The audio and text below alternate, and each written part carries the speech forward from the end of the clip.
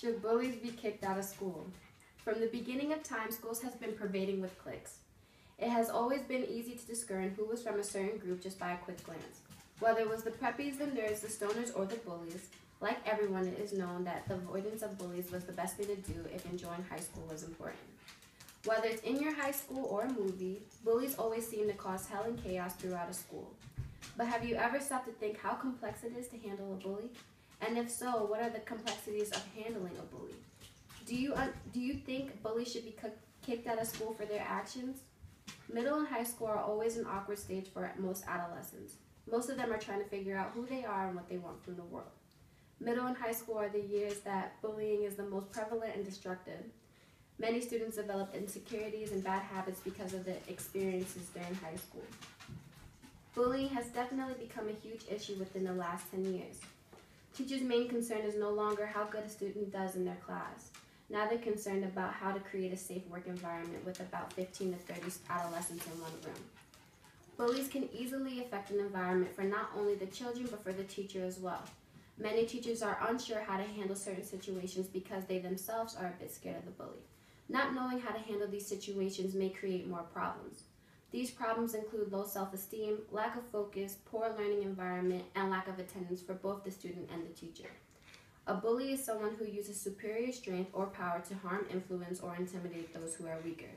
They usually use name-calling and threats to their true advantage. In a school environment, someone who is considered weak is unable to handle name-calling. They are easily convinced that the name that they are being called applies to them in all aspects. This creates low self-esteem or self-doubt in one's worth or ability. These students with low self-esteem and respect become unable to focus because they are too concerned about the bully. They become so terrified of the bully that all they can think about is the bully. Bully becomes less concerned about the homework due in class and more concerned on how to avoid the bully. Avoiding the bully usually results in lack of attendance. No one wants to be in an environment they feel unwanted in. Parents also play a huge role when it comes to bullying. The job of the parent is to make their child feel as safe as possible even when they are not present. Parents should be observant when it comes to their child. They should always make sure their child is attending school and their classes and make sure that there are no significant changes in their attitude and regular daily activities. Reprimanding all electronic media is also a must. Cyberbullying has become the most popular form of bullying among adolescents. Cyberbullying is crucial to acknowledge because it is very effective. Cyberbullying follows the victim everywhere, whether it's in school or hanging out with their friends or even while they're home in their safest environment. Bullies have a significant amount of power, but are schools allowing the bullies to think that this power is acceptable by keeping them in these schools? Bullies do create a significant amount of trouble, but they should not be kicked out of school. Everyone has a right to his or her own education, but that does not mean that bullying should not be addressed and reprimanded. Schools hold about 100 to 2,000 students depending on the location. It is understood that not everyone is going to get along, but there are many ways to make sure bullying doesn't exceed past a certain point. Bullying happens because a small controversy evolves into something bigger. Acknowledging small controversy can prevent bullying. Teachers and administration play a huge role. They are capable of exceeding expectations to make sure their students have a comfortable working space. The problem with most students is they're too lazy to do it. Teachers need proper training to learn how to deal with students in certain situations. Many teachers feel ignoring or avoiding the conflict is the best way to handle it.